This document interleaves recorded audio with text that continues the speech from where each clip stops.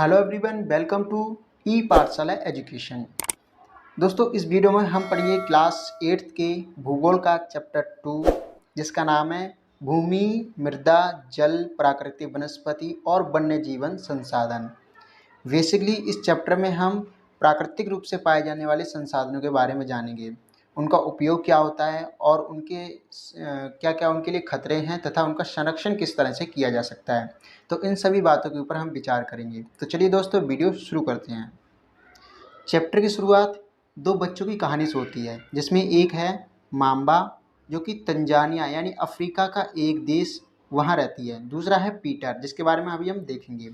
तो ये जो तंजानिया है, ये एक देश है कहाँ का? अफ्रीका का। तो आप जब वर्ल्ड मैप पे देखोगे तो ये हमारा अफ्रीका आपको दिखेगा। अफ्रीका क्या है? एक बड़ा सा महाद्वीप है। इस महाद्वीप में छोटे छोटे देश हैं, जिसमें से एक देश तंजानिया भी है। जैसे यहाँ पर आप देख सकते हो, ये है तंजानिया। तो इस तंजानिया नामक देश में ये माम्बा रहती है।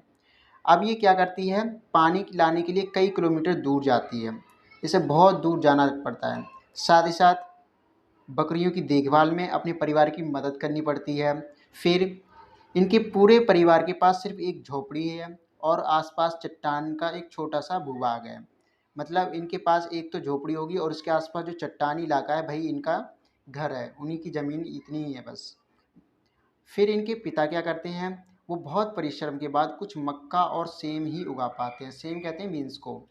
तो ये कुछ खेती करते हैं, लेकिन वह भी क्या है? साल भर के लिए अपर्याप्त है। तो अब देखते हैं पीटर के बारे में। अब देखिए, दूसरा है पीटर। ये पीटर नाम का लड़का कहाँ रहता है? न्यूजीलैंड में। और ये न्यूजीलैंड कहाँ पर है? तो देखिए, ये हमारा एशिया है और एशिया में हमारा इंडिया ये रहा। इंडिया से आप जस्ट नीचे देखोगे तो ऑस्ट्रेलिया है और ऑस्ट्रेलिया के बगल में ये जो लाइन आपको दिख रही है, यही हम क्या है? न्यूजीलैंड है। तो ये यहाँ रहता है न्यूजीलैंड में। ये क्या करता है?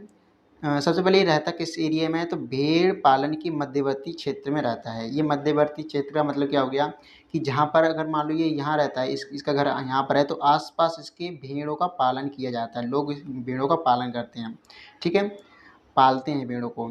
फिर ये स्कूल जाता है।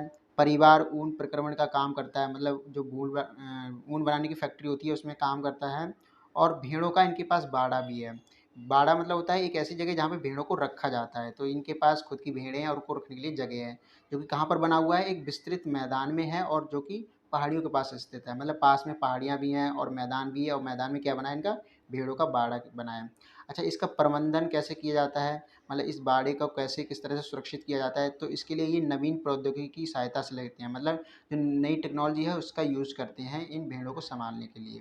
साथ ही साथ ये लोग क्या करते हैं? जैविक कृषि करते हैं, जिसके अंदर ये सब्जियां उगाते हैं। जैविक कृषि मतलब जो प्राकृतिक संसाधन है, प्राकृतिक पोषक तत्व है, उनकी सहायता से ये सब्जियां उगाते हैं। ठीक है, तो ये कई सारे काम कर रहे हैं। ये भेड़ों का पालन भी कर रहे हैं, फैक्ट्री में काम भी कर रहे हैं और कृषि भी कर रहे हैं। तो देखा यहाँ पर दोनों के ही जीवन में कितना ज़्यादा अंतर है। अब क्वेश्चन उठता है, माम्बा और पीटर के जीवन व्यतीत करने में अंतर का कारण क्या है? देखिए, इसके कई भौगोलिक कारण हो सकते हैं। पहला है भूमि की गुणवत्ता, यानी कि भूमि कैसी है, उपजाऊ है या नहीं है। जैसे हमने माम्बा के केस में देखा, माम्बा का जो घर है, झोपड़ी है, उसके आसपास का एरिया पूरा कैसा है? चट्टानी एरिया है। इस वजह से वो भूमि बहुत कम उपजाऊ है। तो हमने देखा क्या कि वहाँ वो खेती भी करते हैं तो साल भर के लिए पर्याप्त नहीं हुआ है, उनके लिए कम पड़ जाता है खाने के लिए। फिर है मृदा। मृदा वहाँ की कैसी है? देखिए, कई तरह की मृदाएँ पाई जाती हैं, जिसमें से जो जलोढ़ मृदा होती है वो हमारे उत्तरी मैदानों में पाई जाती है भारत के, और ये कृषि के लिए सबसे ज़्यादा आवश्यक मानी जाती है। ये मैदानी क्षेत्रों में मिलती है। और शुष्क मृदा ऐसे क्षेत्रों में मिलती है जहाँ पर बहुत ज़्यादा तेज़ गर्मी पड़ती है, पानी की कमी होती है, तो यहाँ पर जो वनस्पति है बहुत कम होती है। तो जहाँ माम्बा रहती है वहाँ पर जो मृदा है वो शुष्क मृदा होगी, क्योंकि वहाँ पर एक तो भूमि बहुत चट्टानी है, प्राकृतिक वनस्पति उगती नहीं है। ठीक है, तो मृदा भी एक तरह से जीवन यापन को प्रभावित करती है। फिर है जल की उपलब्धता। माम्बा को कई किलोमीटर दूर जल लेने जाना पड़ता है। इस वजह से क्या है, उसको आने में बहुत ज़्यादा टाइम लग जाता है और वो स्कूल भी नहीं जा पाती है। स्कूल उसका बहुत दूर होगा घर से। अब यहाँ पर पानी की समस्या है। अगर पानी पास में होता तो वो शायद अपने जानवरों के लिए या फिर कृषि के लिए भी उसका उपयोग कर पाती और इतना दूर नहीं जाना पड़ता। तो जीवन को एक तरह से पानी प्रभावित करता है। फिर है प्राकृतिक वनस्पति। तो देखिए मांबा जहाँ रहती है वहाँ पर प्राकृतिक वनस्पति बहुत ही कम होगी। क्यों? क्योंकि वहाँ पर एक तो जल उपलब्ध नहीं है, दूसरा चट्टानी एरिया है। जबकि हमने पीटर के बारे में क्या देखा था, पीटर क्या है, भेड़ पालता है, ठीक है, भेड़ पालन करता है। तो भेड़ों को चाहिए घास खाने के लिए। तो देखिए जहाँ पर अच्छे जल होगा तो वहाँ पर प्राकृतिक वनस्पति होगी, उस वजह से प्राकृतिक वनस्पति की वजह से वहाँ पर जानवरों के लिए चारा भी आसानी से मिल जाएगा। तो दोनों के जीवन में बहुत अंतर है। फिर है प्राणियों और प्रौद्योगिकी का उपयोग। प्राणियों का मतलब है कि अगर पीटर क्या है, यहाँ पर भेड़ों का पालन कर रहा है, जबकि मांबा बकरियों का पालन कर रही है। क्यों? बकरियाँ जो होती हैं थोड़ी गर्मी को सहन कर लेती हैं, लेकिन जो भेड़ें होती हैं उनको ठंडा एरिया चाहिए, क्योंकि इनके शरीर पर होती है ऊन, बड़े बड़े बाल होते हैं, तो ये गर्मी में रह नहीं पाएंगी। अगर इनको गर्मी में छोड़ दिया जाए तो भेड़ें तो मर जाएंगी। तो प्राणियों का जो प्राणी पाले जाएंगे, मतलब जीव जंतु पाले जाएंगे, वो भी एनवायरनमेंट को यानी कि भौतिक कारकों को देख के ही पाले जाते हैं। अगर बकरियों को लाके ठंड में रख दिया तो बकरियां मर जाएंगी, अगर भेड़ों को गर्मी में रख दिया तो जो भेड़ें हैं वो मर जाएंगी, ठीक है। तो हर एक जीव अलग अलग जलवायु कारकों में रहता है, जलवायु जो दशाएं होती हैं अलग अलग जीता है। फिर है प्रौद्योगिकी का उपयोग। जो पीटर है वो नई टेक्नोलॉजी का यूज़ करता है भेड़ों के पालन में, ठीक है, जबकि जो मांबा है वो पारंपरिक जो कृषि होती है उस तरह से वो करते हैं। और जबकि ये पीटर है ये थोड़ा आधुनिक है, ठीक है, ये आधुनिक चीज़ों का इस्तेमाल करता है। तो दोनों के जीवन में जैसे हमें लग रहा है कि जो पीटर है वो काफ़ी पहाड़ी एरिया के साथ साथ जो मैदानी एरिया है ऐसे इलाके में रहता है। जबकि हमने ये जो मांबा की बात की वो ज़्यादातर ऐसे एरिया में रहती है जहाँ पर बहुत कम वहाँ पर पानी पाया जाता है। साथ ही साथ वो एरिया जो है वो पथरीला है, वहाँ पर मिट्टी उपजाऊ नहीं है, इस वजह से वो किसी अलग तरीके से अपने जीवन यापन को करते हैं, ठीक है। तो इस तरह से हम देख सकते हैं कि भूमि की गुणवत्ता, मृदा, जल, प्राकृतिक वनस्पति और प्राणियों तथा प्रौद्योगिकी का उपयोग हमारे जीवन को प्रभावित करता है। अब हम एक एक करके इनके बारे में जानेंगे। सबसे पहले हम बात करते हैं भूमि की गुणवत्ता। सबसे पहली बात, भूमि एक प्राकृतिक संसाधन है तथा पृथ्वी के कुल क्षेत्रफल का लगभग 30% भाग भूमि का है, और बाकी अगर हम बात करें 70% का तो वो क्या है, पानी है। तो आप देख सकते हैं ये जो ब्लू ब्लू कलर का हिस्सा है आपको क्या है, ये पानी दिखेगा, और बाकी जो ग्रीन ग्रीन है ये भूमि है। तो ये लगभग 30% है। और ऐसा नहीं है इस 30% पे पूरे इंसान ही रहते, नहीं, इनमें से कुछ ही हिस्सा ऐसा है जहाँ पर घर बनाया जा सकता है, जहाँ पर रहा जा सकता है। इसी वजह से भूमि की असमानता, मतलब कहीं पे बहुत ज़्यादा ऊंची है, कहीं पे बहुत ज़्यादा समतल है, कहीं पर खाइयाँ हैं, ठीक है, इस तरह की असमानता जनसंख्या वितरण को प्रभावित करती है। तो ये किस तरह से करती है, तो देखिए जहाँ पर भूमि ऊबड़ खाबड़ है, ऊबड़ खाबड़ स्थलाकृति पाई जाती हैं, मतलब कि पर्वतीय क्षेत्र है, और जहाँ पर तीव्र ढाल है, मतलब बहुत ढलान है, जहाँ पर जलाक्रांत संभावित निम्न क्षेत्र है, मतलब जलाक्रांत क्या बोलते हैं इसको, जलाक्रांत का मतलब होता है कि जहाँ पर समय समय पर बाढ़ आती रहती हो, ठीक है, वो थोड़ा निचला एरिया होता है कि अगर कुछ भी उथल पुथल थोड़ी सी भी होती है, आसपास से जो समुद्र होता है उसका पानी कहीं आ गया, कहीं किसी नदी का पानी आ गया, तो ये निम्न क्षेत्र होते हैं, यानी कि ऐसे क्षेत्र जो कि ढलान के नीचे होते हैं। तो वहाँ पर बाढ़ बार बार आती रहती है, इस वजह से लोग वहाँ पर घर बनाते नहीं हैं और वहाँ पर रहते भी नहीं हैं। तो वो क्षेत्र प्लस मरुस्थलीय क्षेत्र जहाँ पर बहुत ज़्यादा रेतीला क्षेत्र होता है, प्राकृतिक वनस्पति उगती नहीं है, जल नहीं होता है वो, और सघन वन क्षेत्र जहाँ पर घने जंगल पाए जाते हैं, खतरनाक जीव जंतु होते हैं, वहाँ पर लोग कम रहते हैं, इस वजह से वो विरल जनसंख्या पाई जाती है वहाँ पर।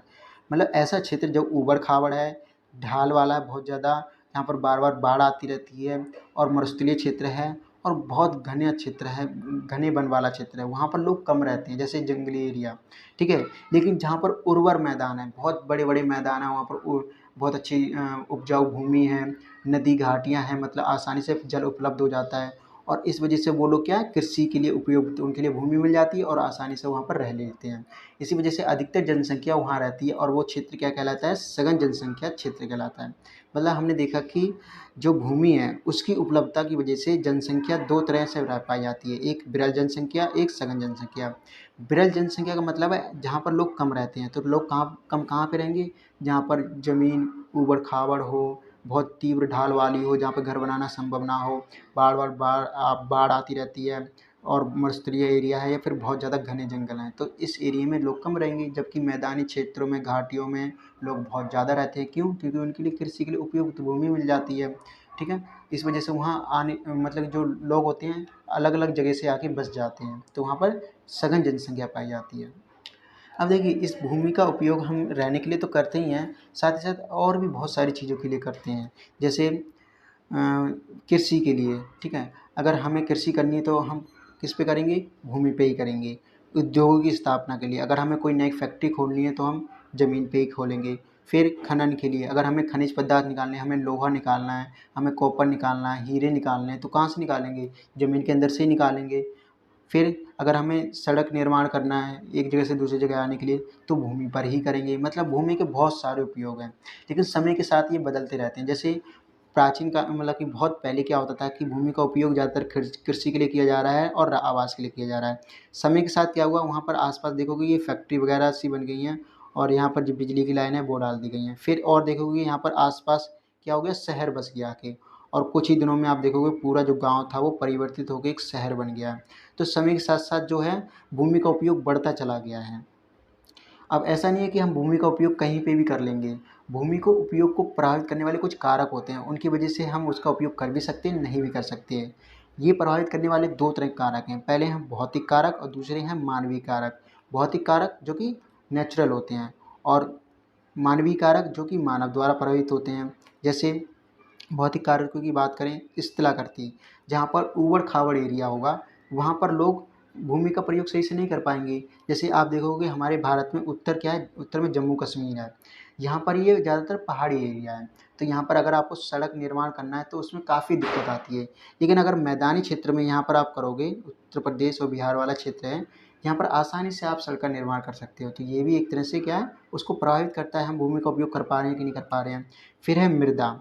मृदा भी भू उपयोग को प्रभावित करती है। अगर आप जैसे राजस्थान एरिया में जाओ तो यहाँ पर मृदा बहुत ही ज़्यादा शुष्क पाई जाती है, इस वजह से यहाँ पर मृदा का उपयोग हम कृषि के लिए नहीं कर सकते। जबकि उत्तरी मैदान में मृदा क्या है, बहुत ज़्यादा उपजाऊ पाई जाती है, इस वजह से हम इसका कृषि में इस्तेमाल कर सकते हैं। फिर जलवायु, आप जैसे जम्मू कश्मीर का उदाहरण लें, यहाँ पर जलवायु बहुत ज़्यादा ठंडी है, जबकि राजस्थान में बहुत गर्म है। और मध्य प्रदेश वगैरह में आप देखोगे तो मॉडरेट वगैरह रहती है, ना ज़्यादा सर्दी ना ज़्यादा गर्मी। और केरल वाला एरिया जो दक्षिण भारत है, यहाँ पर भी ना ज़्यादा सर्दी रहती है ना ज़्यादा गर्मी रहती है। फिर खनिज की बात करें तो जहाँ पर खनिज ज़्यादा पाए जाते हैं, जैसे ज़्यादातर खनिज जो हमारे देश में पाए जाते हैं वो छत्तीसगढ़, बिहार और पश्चिम बंगाल जो क्षेत्र है, यहाँ पर बहुत सारे कोयले की खानें हैं, सोने की खानें हैं, तो इस वजह से इस भूमि का उपयोग इन खनिजों को निकालने के लिए ज़्यादा किया जाता है। फिर है जल की उपलब्धता। अब देखिए, जहाँ पर नदी बहती होगी वहाँ पर जल की उपलब्धता होगी, तो वहाँ पर लोग ज़्यादा रहेंगे। जैसे यहाँ से हमें देखते हैं गंगा नदी बहती है और इसके साथ-साथ छोटी बहुत सारी सहायक नदियाँ बहती हैं। इस वजह से ये क्षेत्र उपजाऊ है और यहाँ पर आसानी से लोग रहते हैं। जल की उपलब्धता, ठीक है।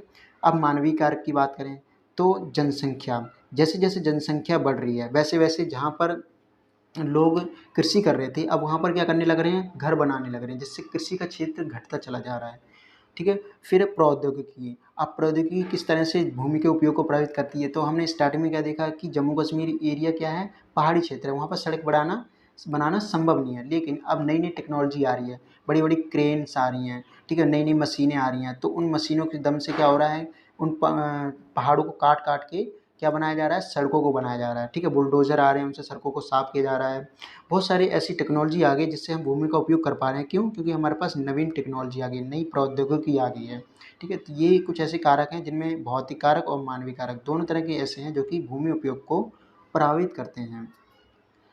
अब स्वामित्व के आधार पर देखिए, भूमि 2 प्रकार की होती है। एक होती है निजी भूमि और दूसरी होती है सामुदायिक भूमि।